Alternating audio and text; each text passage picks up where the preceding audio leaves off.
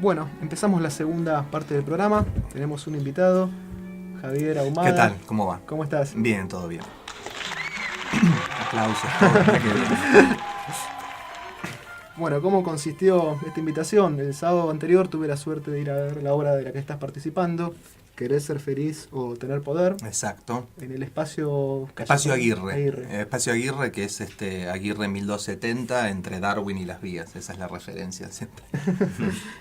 Los viernes a las 21 horas. Los sábados. Sábados 21:30. 21:30. Sí, venimos haciéndola desde el año pasado. Hicimos 8 funciones el año pasado, era en otro horario. Y a partir del 24 de febrero reestrenamos esta segunda temporada. El año pasado lo que fue un marco de work in progress, fue como hasta que se ajustó, digamos, la propuesta. Fueron 8 funciones donde fueron modificándose muchas cosas, y ahora desde el 24 de febrero estamos con este formato ya definitivo, digamos, con decisiones tomadas y atravesando un recorrido muy lindo, creciendo función a función y teniendo la suerte de contar con Espacio Aguirre, que realmente es un lugar que nos habilita no solo desde lo espacial, sino también desde ponerse la camiseta de la obra, que está bueno, y es por eso que podemos estar tantos meses, digamos, sosteniendo la obra en cartel. La obra en sí me pareció brillante, innovadora, me divertí mucho también, tiene sus toques divertidos. Es un espacio abierto, una parte se puede observar desde la platea, como suele ser una obra de teatro convencional. Después también hay un recorrido en el que te mezclas con los actores y estás ahí en escena. Y además el hallazgo de hay 20 boxes, en cada uno hay un personaje distinto, 10 del lado de la felicidad y 10 del lado del poder. Exacto. Me tocó el lado de la felicidad. Te tocó el 8. Exacto. El 8 es la felicidad, el 9 es el poder, y como bien decís, del lateral izquierdo está la felicidad, 10 cabinas, y del lado del poder, el lado derecho, 10 cabinas también. En la mayoría de las cabinas hay un actor o actriz esperando a un espectador, y salvo en una de la felicidad y en una del poder, que hay dos actores, es el caso de la felicidad, está la maquilladora de muertos con su muerto, y en el poder están 2 reidores, que esas como somos 26 actores en escena. También hay uno de los actores que no está dentro del box, que también es una suerte de mediador entre la felicidad y el poder. Con cierta violencia hace la mediación, pero bueno, es su rol. El rol de él es el golpeador, porque realmente en ciertos momentos lo que hace es ejercer violencia entre la felicidad y el poder, entre los personajes que la componen. Y como decías, hay un espacio en el medio, que a mí me gusta llamarlo como una cancha que se arma en el medio, en donde cuando salimos de las cabinas nos enfrentamos los personajes de la felicidad y el poder, y estamos entre el medio del público, aclarando que nunca invadimos, ¿no?, al público. No sé si fue esa tu experiencia. No, me sentí que formar parte de la experiencia, pero sin invasión de ningún tipo, se dio con naturalidad. Sí, porque realmente el tema yo siempre aclaro esto, porque cuando vos explicás la experiencia, es esto, ¿no?, de entrar a una cabina de 1 metro por 1 metro aproximadamente, en donde un actor está ahí en el hecho teatral de un actor, un espectador contando una historia, una ficción, ¿no? Pero siempre hay un límite dentro de ese espacio reducido, y un límite en donde no se invade el espacio personal del espectador, y donde tampoco se lo hace pasar un mal momento, ni se lo expone. Pues por ahí cuando uno empieza a contarlo de entrada, ya desde el relato hay como un rechazo a veces antes de vivir la experiencia. Entonces eso está bueno contarlo hasta ahí, porque después la vivencia que tenga el espectador y cómo pase por ese viaje es muy personal. Vamos a seguir durante la entrevista con más lugares de la obra. Sí, Javier, yo te quería preguntar un poco eso que dijiste al final de esto del público. ¿Cuál es la reacción del público, ¿no? Porque quizás no es una obra tan común, ¿no? Sí, de entrada lo que plantea es que no es un espectador que se va a sentar a ver una obra. No se pierde el hecho teatral del espectador que mira a un actor, que digamos que está esta división por momentos del espectador que tiene una realidad y el actor que tiene otra. Pero lo que va a pasar es que el espectador va a salir de la butaca, y si le tocó el 8 va a recorrer el camino de la felicidad, y si le tocó el 9 el del poder. A su vez tiene 3 numeritos que el azar va a hacer que vea tal o cual monólogo. Por ejemplo, a Federico le tocó La sacadora de chicles, la generadora de cizaña. Sí, la probadora de alimentos. Exacto, sí, una probadora de comida para perros. Y ya te digo, o sea, el recorrido puede ser muy distinto en función de los monólogos que te toque. Hay algunos que tienen golpes bajos, que apelan a nuestra historia, por ejemplo, a la dictadura, hay un par. Otros que apelan al absurdo, pura y exclusivamente, entonces ahí es un grado de comicidad muy, muy interesante. Otros que van hacia lugares con más dramatismo a nivel... por ejemplo, uno de los personajes es La Llorona, y que cuenta su relato de cómo ella tiene que generar lágrimas en los velorios a los que va. Bueno, y hay mucha tragicomedia en cada cabina. Y pasa esto que de movida te plantea que un espectador camina con nosotros, camina, entra, sale...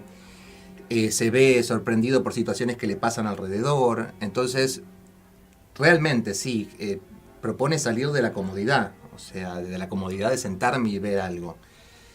Las reacciones son múltiples. Ahora que el espectáculo tiene cierto nivel de instalación, donde la gente más o menos, ya la gente que va sabe un poquito dónde se mete. El año pasado, en el marco de Work in Progress, fue como... Y algunos de entrada no podían como digerir la situación y por ahí terminaban como, no sé si yéndose antes, pero sí sentándose y esperando a ver qué pasaba.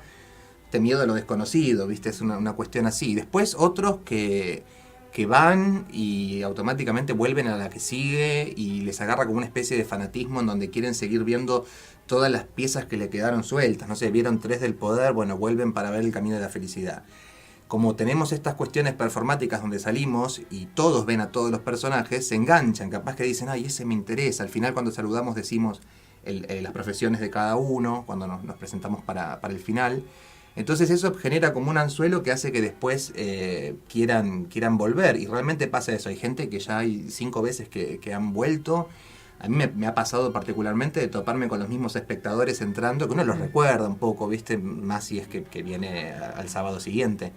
Porque quieras o no, son 10 minutos que más o menos dura cada micromonólogo, en donde estás ahí, en un espacio de 1 metro por 1 metro, que es algo no común. O sea, sí, puede ser común, qué sé yo, en un subte, pero no está esta atención puesta en juego. Así que está pasando esto, que ahora los espectadores que van, de alguna manera tienen esta información, porque ha salido, qué sé yo, en diarios o lo que sea. Entonces van como un poquito más informados y dispuestos a disfrutar de esta experiencia distinta, tampoco decir nueva, ¿no? Porque hoy, qué sé yo, o sea, cuando uno habla de vanguardias, ya las vanguardias se agotaron, pero sí lo que uno puede es jugar y buscar nuevas maneras de hacer las cosas o combinar, que es lo que está pasando un poco acá, que tiene un poco de performance, que es esto de lo que pasa en el momento, lo imprevisto, y lo clásico, si se quiere, que es dentro de ese espacio reducido, sucede el teatro, sucede esto de una ficción contada a un espectador. Volvemos para el segundo bloque de esta segunda parte, escuchando Alabama Song, la versión de los Doors, de la ópera de los 2 centavos, de la década del 20 también, de Bertolt Brecht y Kurt Weill. Quería preguntarte, los monólogos, si bien hablan de temas clásicos en la historia del teatro y del arte en general, el poder y la felicidad, no cayeron en la obviedad de poner del lado del poder a un militar y de la felicidad a un comediante, sino que son profesiones extremas, juegan mucho con el verosímil, algunas incluso, Sí. Y los monólogos hablan de esos temas, pero de una manera sutil o por debajo de una historia, no es algo evidente, que incluso el monólogo hasta se podría disfrutar leyéndolo, me parece, en algunos casos.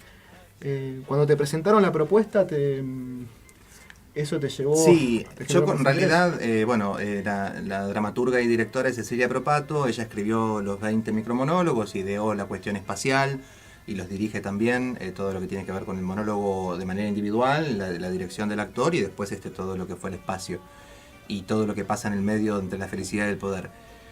De entrada, yo ya conocía el dispositivo que ella quería apuntar, a dónde quería ir, sabía antes de tener el monólogo. Entonces, de alguna manera, cuando llega el monólogo, esa información te lo modifica, porque sabés que eso va a ser expresado para un solo espectador en un espacio reducido. Igualmente, eso todo está en la cabeza y hasta que no llega ese momento concreto donde se ven los paneles que nos dividen, que como para hacer una imagen bien gráfica, algo así como un probador de ropa, ¿no? Una cosa así, o una cabina telefónica de locutorio, una cosa así.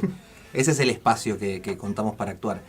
Entonces, sí, por un lado tenés el laburo del monólogo que fue trabajado de manera individual, y después todo lo que es lo colectivo, cómo nos vamos enganchando entre nosotros. Pero me parece que fue en conjunto el trabajo de monólogo con el trabajo del espacio, y mucho también lo que pasó desde el estreno en adelante, que nos fuimos amoldando nosotros también a cómo es esto de actuarle. A mí particularmente nunca lo había hecho, y esto de cómo actuarle a una persona en un espacio reducido.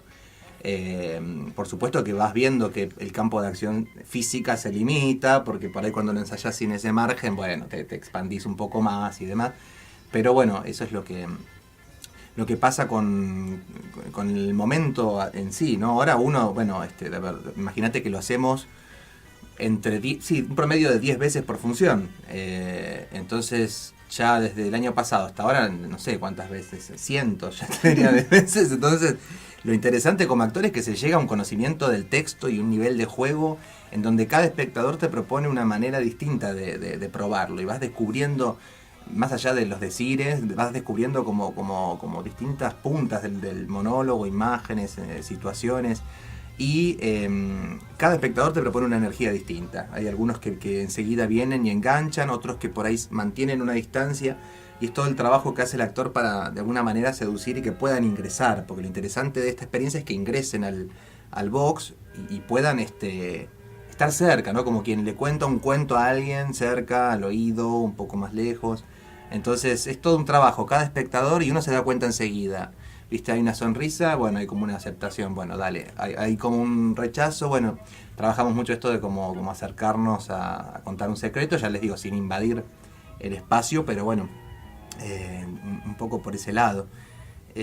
Así que, ya te digo, somos este grupo de actores, somos 26 actores y un total de 30 en la cooperativa, somos un montonazo. Y bueno, a esta altura un grupo muy unido por la cantidad de funciones que llevamos haciendo.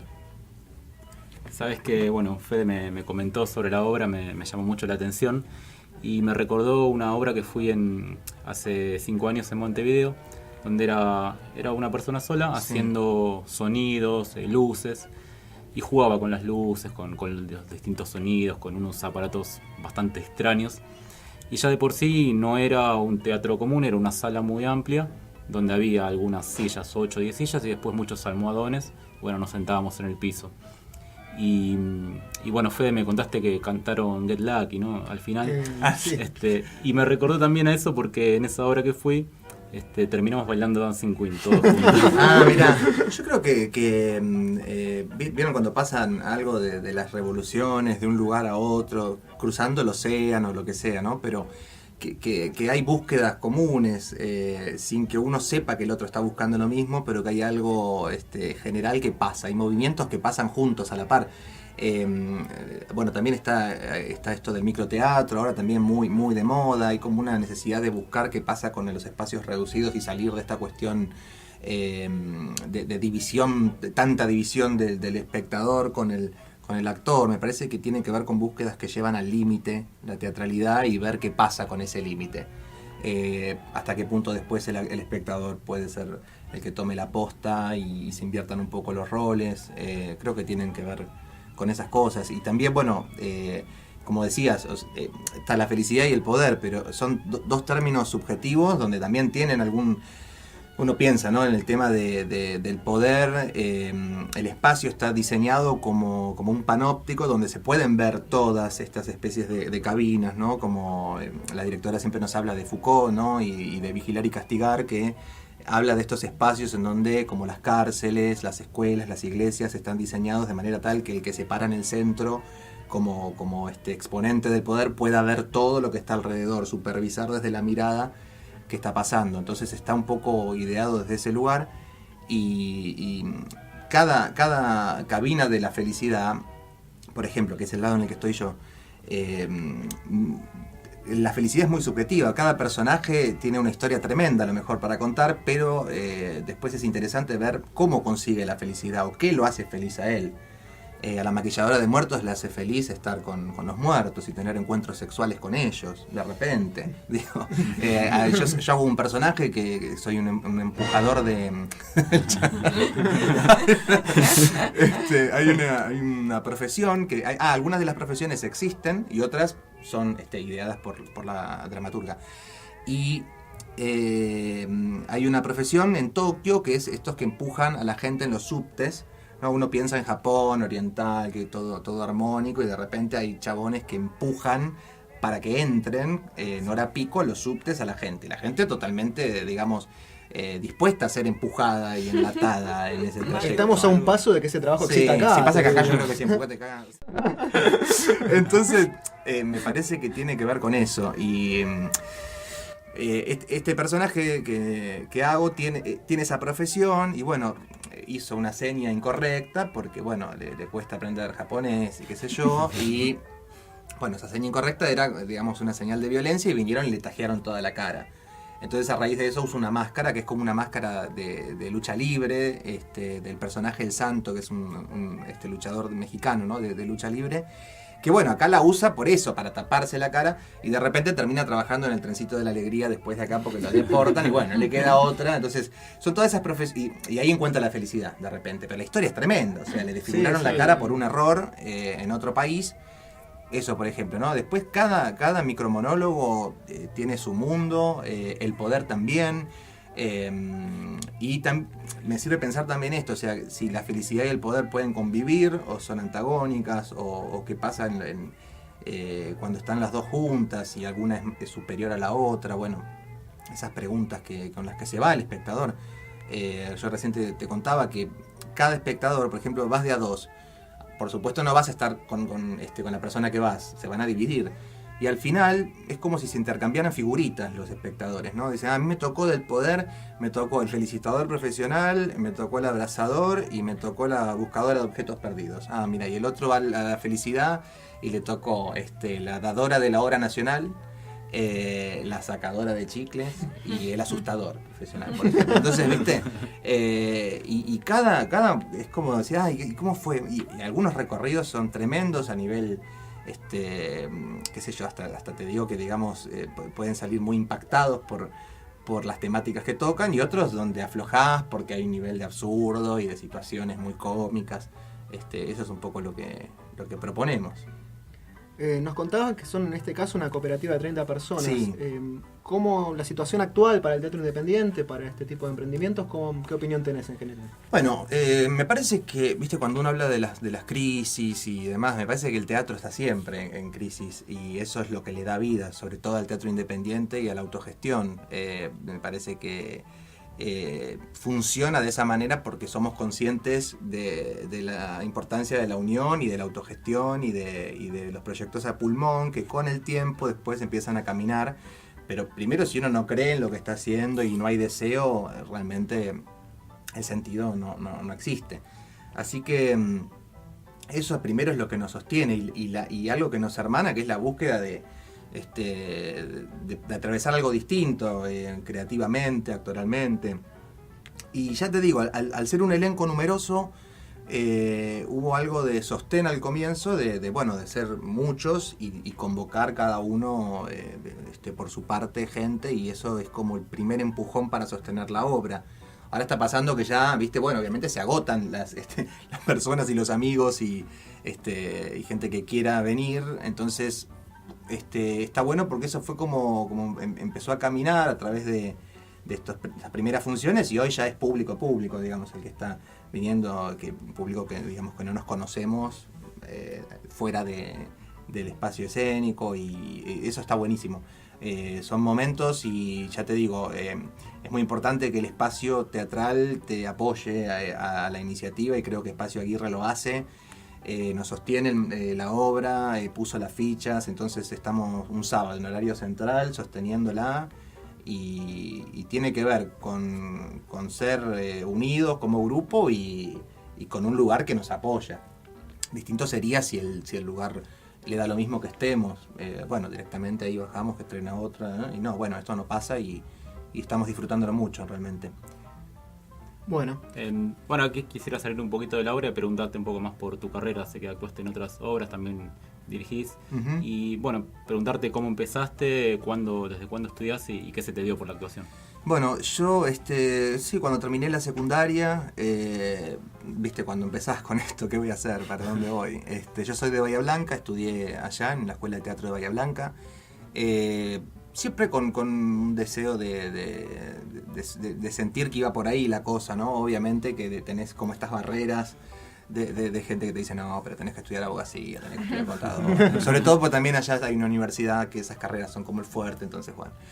Pero una vez superado eso, que no costó demasiado, bueno, fue como empezar a descubrir esto, ¿no? Y cuando empecé a estudiar actuación ahí, estaba la posibilidad de estudiar el profesorado en teatro a la par, y dije, bueno, sin saber lo que era, porque de alguna manera, históricamente, ahora sí existe, ¿no? La materia teatro en la escuela, desde que son chicos hasta adolescentes, ¿no? Pero en mi generación también, yo nací en el 86, nunca tuve teatro en la escuela, o sea, más allá que uno quisiera ir a un taller o que viniera una obra, era siempre lo clásico, plástica, música, ¿no? Como estas materias históricas. Entonces es como que me tiré a la pileta sin saber qué estaba estudiando. De repente me empezó a interesar mucho. Y bueno, fue como este descubrimiento de cómo era la actuación y la pedagogía en actuación, y de alguna manera después la inquietud para dirigir y escribir tiene que ver con eso, con ya posicionarme desde la escena y fuera de la escena en la formación. Y eso fue lo que de alguna manera, cuando estaba terminando ya la carrera, empecé a escribir y a dirigir como propuesta final del tramo de estudio, y empecé a necesitar otras herramientas y otras vivencias y maestros de dramaturgia y dirección, y ahí fue cuando tomé la decisión de venirme para acá.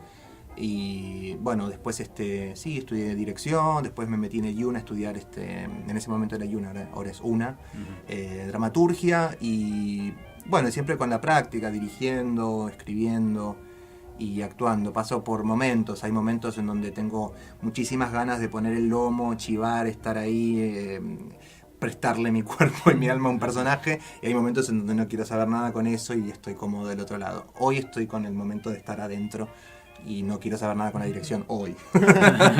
Porque bueno, nada, uno va pasando por distintos niveles de disfrute, qué sé yo. La dirección es hermosa, pero hasta que uno empieza a vivir el goce, pasa un tiempito, porque son muchísimas cosas las que hay que tener en la cabeza. Y el actor tiene como un disfrute más inmediato, ¿no? Como algo de, bueno, pasó, está ahí, está el aplauso, está la recepción, y de alguna manera suelta un poco, pero todos los roles están buenísimos.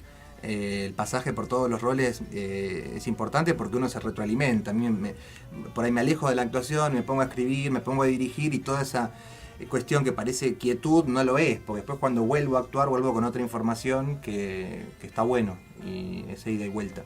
Eso es un poquito la búsqueda. Bueno, Javier, muchas gracias por todo esto. Lamentablemente nos estamos yendo. Fede, si querías alguna cortita, ¿no? Querés ser feliz o tener poder en el Espacio Aguirre. Espacio Aguirre, sábados 21 a 30 horas. Pueden reservar por Alternativa Teatral, www.alternativateatral.com. Están nuestras redes sociales, en Facebook, Querés ser feliz o tener poder, lo mismo en Instagram. Y bueno, bienvenidos todos, y todos más que invitados a pasar por la experiencia. La recomiendo 100%, así que nos vamos despidiendo. Gracias por estar, Javier. No, a ustedes, muchas gracias, un placer.